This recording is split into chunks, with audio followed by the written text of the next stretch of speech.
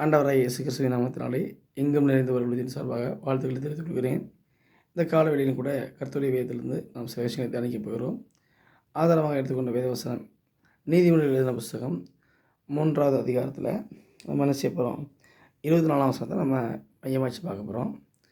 அந்த வசனத்துடைய செய்தி தலைப்பு என்னென்னு சொன்னால், இன்பமான நித்திரை என்கிற தலைப்பிலே நாம் பார்க்க போகிறோம். இன்பமான நித்திரை என்கிற தலைப்பிலே பார்க்குறோன்னா, நீதிமொழிகள் 3ஆம் அதிகாரத்தில் பார்த்திங்க அப்படின்னா 24ஆம் வசனத்தை மையமாச்சு பார்க்க போகிறோம். அதில் என்ன போட்டிருக்குங்கிறத நான் வாசிக்கிறேன், நீ கேளுங்க.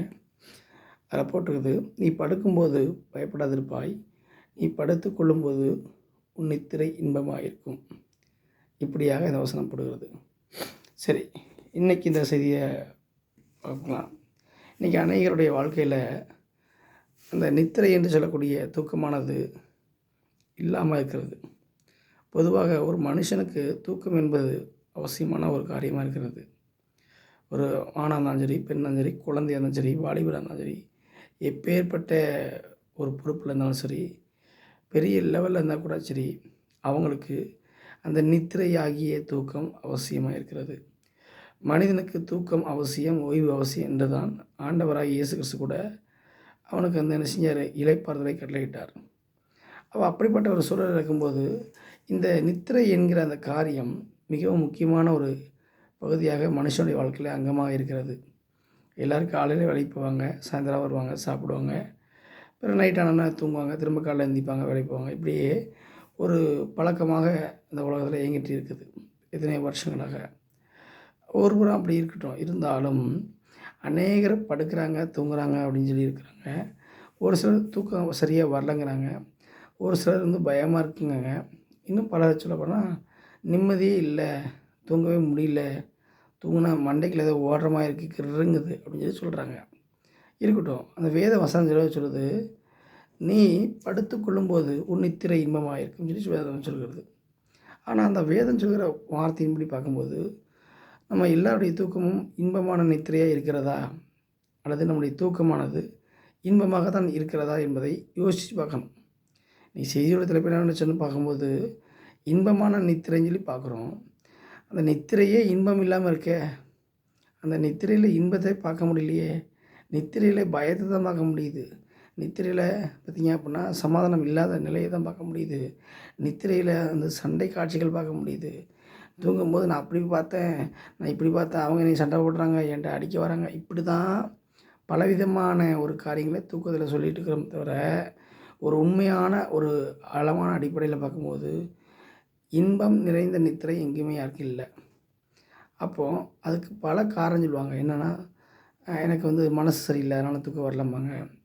சிலவங்க நான் எதாவது நினச்சிட்டு இருந்தால் தூக்கம் வரலம்பாங்க. சிலவங்க பயமாக இருக்கிறதுனால தூக்கம் வரலம்பாங்க.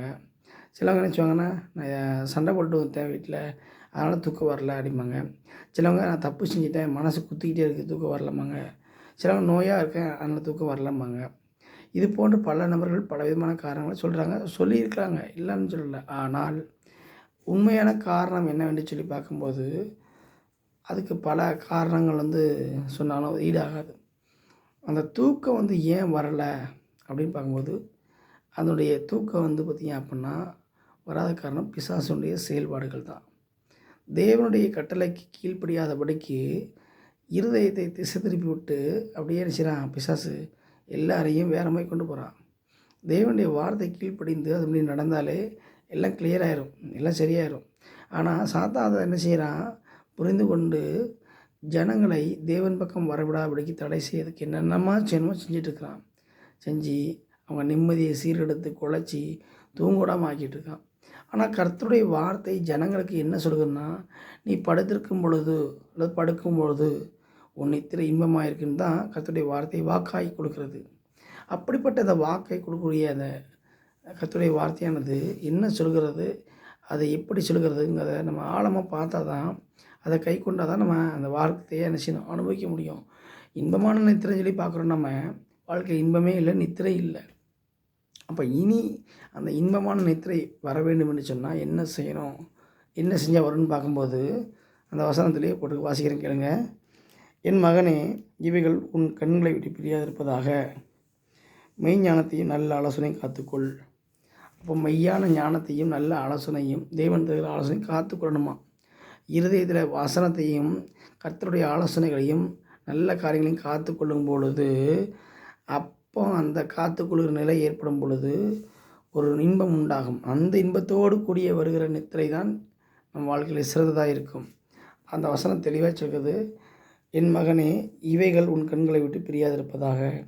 மெய்ஞானத்தையும் நல்ல ஆலோசனையும் காத்துக்கொள். அவைகள் உன் ஆத்துமாவுக்கு ஜீவனும் உன் கழுத்துக்கு அலங்காரமாக இருக்கும். அப்பொழுது நீ பயமின்றி உன் வழிகளில் நடப்பாய், உன் கால் இடராது. நீ படுக்கும்போது பயப்படாதிருப்பாய், நீ படுத்துக்கொள்ளும்போது உன் நித்திரை இன்பமாக இருக்கும். அப்போ எப்போ நித்திரை இன்பமாக இருக்குன்னா, தேவன் மூலமாக வருகிற நல்ல ஆலோசனைகளையும் மெய்யான ஞானத்தையும் காத்து கொள்ளும் பொழுது தான் நம்முடைய வாழ்க்கையில் நித்திரையானது இன்பமாக மாறும். தேவனுடைய நல்ல ஆலோசனையும் காத்துக்கொள்ளாமல் மெய்யான ஞானத்தையும் நம்ம காத்துக்கொள்ளாமல் இருந்தோம்னா எப்படி வரும்? நித்திரையே வராது.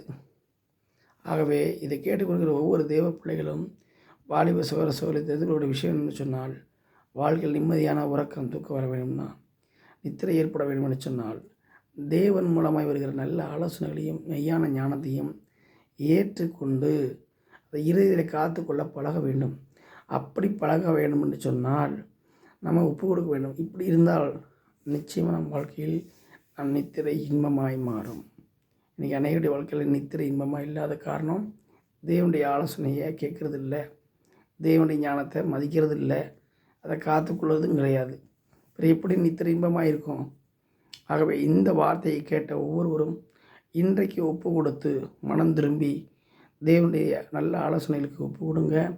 உங்கள் இதை ஒப்பு கொடுத்து தேவ சித்தத்துப்படி நீங்கள் வாழ அர்ப்பணக்கம் செய்ய முன்வருவீர்கள் என்று சொன்னால் உங்கள் நித்திரை இன்பமாக இருக்கும். இந்த வார்த்தையை ஒப்பு கொடுத்து தொடர்ந்து தேவனுடைய ஆசீர்வாதத்தை பெற்றுக்கொண்டு இன்பமான நித்திரையை நீங்கள் பெற்றுக்கொண்டு இன்பமாக வாழ எங்கும் நிறைந்தவர் ஊழியம் உங்கள் அனைவரையும் வாழ்த்துகிறது. ஆமென்.